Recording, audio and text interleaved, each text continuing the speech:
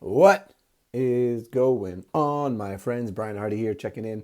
It's been a minute since I recorded a video or put anything up besides written content, and there's been a lot on my mind, a lot on my heart, and one thing I want to focus in on today, and that is when a health crisis becomes a personal initiation, and not just into health and health consciousness, but I mean into unraveling the layers of our psyches, of our emotional bodies, of our wounding, our traumas, our views of the world, our views of ourselves. All of these things usually come into question or can be brought into question if we are resourceful, if we have support, we have guidance, we have those that can reflect to us the deeper levels of what is going on, and really enrich the process of. It's not just about getting our health back, right? It's not just about overcoming some sort of dis-ease or illness, although that is important. That is,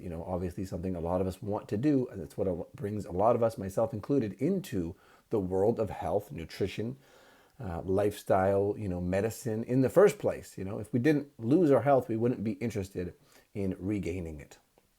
And specifically for men, because we don't have rites of passage, most of us initiatory rituals or ceremonies that usher us from boyhood to manhood. A health crisis can help to do that, right? It's not going to do it on its own, but it can open up a window. It can open up a perspective, an opportunity to see how are we behaving? What are we prioritizing? What are we spending our time on? Where are we seeing that we're out of alignment, right? That we're not taking responsibility when we need to be, or that we are, not showing up when we want to be. And all of these, I believe, stem back to immature, irresponsible, childish ways of being that we've brought forth into our adult years because we lack initiation, because we lack that context in a communal and in a societal way. And I am happy to see that this is being rebirthed and reimagined and brought forward to a new generation. It's happening. There are wilderness immersions, there are vision quests, there are rites of passage that you can find, that people are doing, that people are leading young men through, or boys and young men through and into, so that they can end up more grounded, more present, more responsible, more humble, more service oriented, less in their egos, less in the bullshit that our society and others have put into our brains or into our patterning, our conditioning, that keeps us separate from all the good things, keeps us separate from the love of the Creator, from the truth of this universe and the beautiful nature all around us, and always, comparing and competing and struggling to build some sort of a sense that we are enough, that we are safe, that things are going to be okay, because we don't fundamentally believe that things are going to be okay.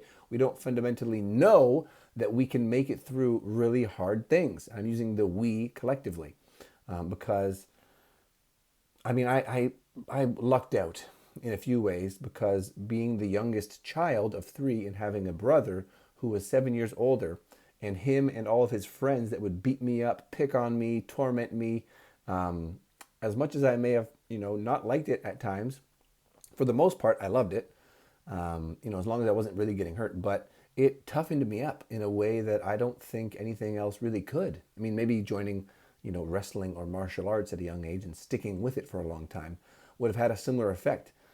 But it was a massive blessing for me to have that. And I think it did help me to mature, being around older boys, older, young men, and being, under the weight of their torment and their games and their physical, strength that was much greater than my own, but which gave me a tenacity, gave me a desire to grow strong, gave me a desire to train, gave me a desire to make more of myself in a physical way, which then lends itself to an emotional and a mental and a inner confidence and an inner knowing and a sense for adventure that I think serves me really well and serves those that I see it in really well.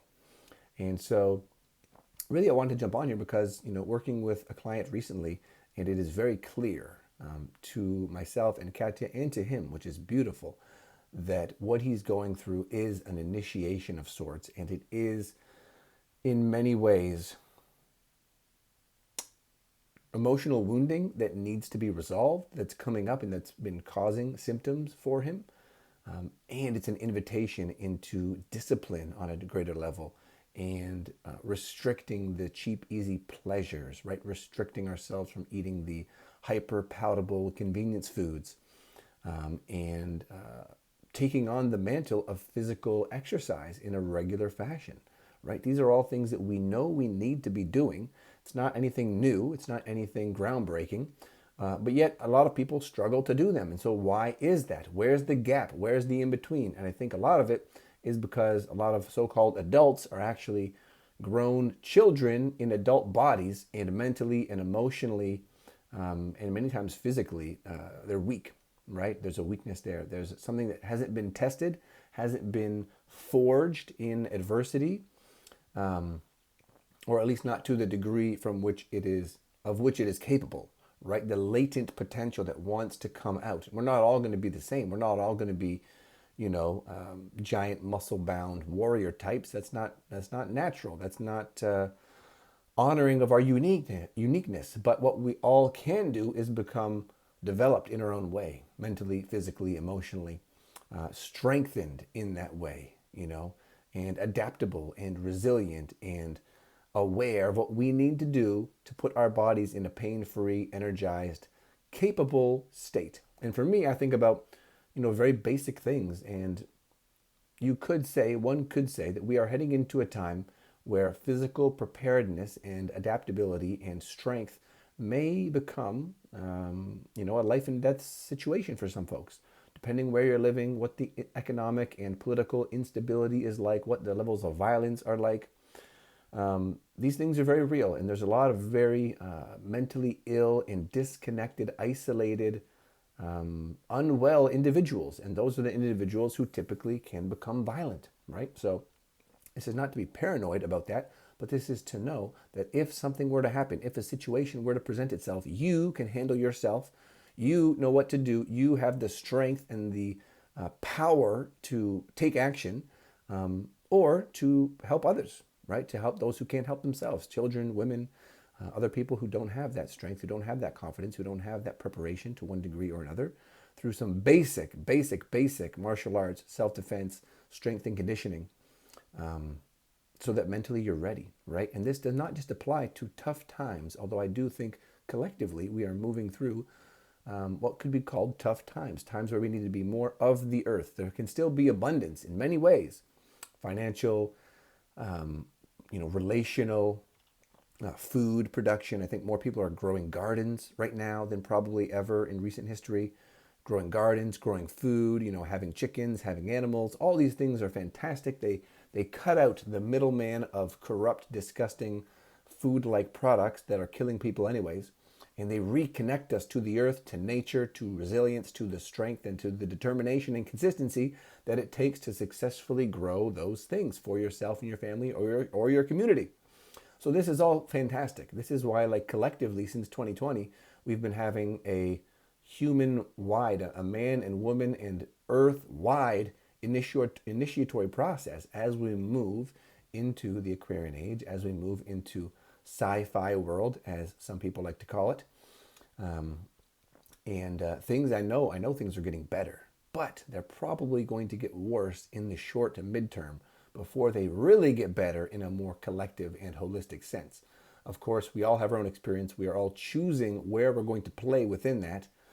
And so there's going to be a whole range, but you will be tested. If you're not already being tested, I think you will be tested. And let's not wait for that test to smack us in the face or punch us in the gut like some sort of disease or clinical diagnosis. Although that's what happens for most of us. That's what happened for me. So I'm not, trying to preach from some throne of which I do not sit. But if you recognize, either, my energy and my weight has not been good. I have not felt good. My joints are aching. I'm not waking up feeling rested. I don't have the energy I want. I don't have the strength I want. I can't even do, 3 chin-ups or 10 push-ups or whatever it might be for you. Maybe your libido has fallen off. Maybe you're not able to enjoy lovemaking. Maybe you're not able to, endure and sustain in the bedroom. That's another place that can really hit us hard and test us and challenge us to really be like, okay, how important is your body working well to you? How much do you care? Because it's not going to just do it on its own. The use it or lose it, adage is true. You will lose your capacity, and you will, lose out on the joy and the confidence and the fulfillment that a life well lived and a body and mind, soul, emotional body, well developed, will afford you. It'll make everything else easier. It'll make you more prepared for any challenges. It will make you more equipped to, overcome any hurdles. And if you have people around you that look up to you, if you have younger siblings, if you have children, if you have nieces, nephews, you can set an example through your being as to what's possible so that they don't fall into the norm, which is degeneration, obesity, mental illness, stagnation, a very stagnant lifestyle, sedentary lifestyle, and, cheap pleasures and lack of joy, lack of depth, lack of fulfillment, lack of character development in a real, true way. So if this resonated with you, if you feel yourself being initiated, being tested, and you want to talk about it, by all means, reach out to me. I would love to have that conversation. This is the very thing that for the right individual, Katya and I really provide something that is unique in that she has the conversation with your body, with your higher aspect, soul, consciousness, you might call it, higher self, to determine where this symptom or disease or challenge is coming from, what it's rooted in. Is it rooted in your nutrition? Is it rooted in a toxic environment? Is it rooted in toxic emotions or past traumas and hurts? And then what is it that your body and your higher self are actually asking for to move through this, to repair or to recover and integrate this lesson, this wound? And so that's something that we've found to be mind-blowingly effective and accurate for ourselves and for our clients. And so if this is something that interests you, go ahead and reach out to myself. We can start that conversation and see if there's any way we can support you in your own journey, in your own challenges of being tested in your health, in your spirit, in your soul. And also, if you're a man, stay tuned for the coming weeks and months, because very likely we will be bringing something forward that is more consciousness and mental, emotional development that is geared for men. This is something that's been in development, that's been working. Katya has done a number of cohorts already with the women. We've tested this with at our men's retreat. We've tested this in many individual sessions with men. These tools, this understanding, but haven't brought it forward into a more group format. So if that is something that interests you, just stay tuned or jump on my email list, which you can find. I'll link that below here. You can also find through my Instagram, link in bio. There's a number of ways you can find it, but depending on where you're watching this, I will try to drop that link down below. But otherwise, if you are in the season of being tested and you want some perspective, you want some support, you want to discuss what are potentials, what are ways you can move through that test and find a more integrated, a more whole, a more strong and adaptable and resilient and capable version of yourself on the other side, then I would love to have that conversation with you, because that's what we're here for. That is what we're here for. That is what we are called to. And that is the work that, for myself, I know it feels the most fulfilling and it makes the biggest difference. And it is what I would have wanted when I was struggling, when I didn't have my health, when I was broken down, when I was depressed, when I was anxious, when I was fatigued, and not feeling much like myself and not much like a powerful man that I know I am. So that is what I want for you, to know that power, to reclaim that power, and to live from that power, and to serve from that power. So that is it for me. Be well. Thank you for watching. Share this if you found it valuable with somebody who would similarly benefit. And thank you so much for being here. I really appreciate you and appreciate your attention and your time. So have a great rest of your day, and we'll chat soon.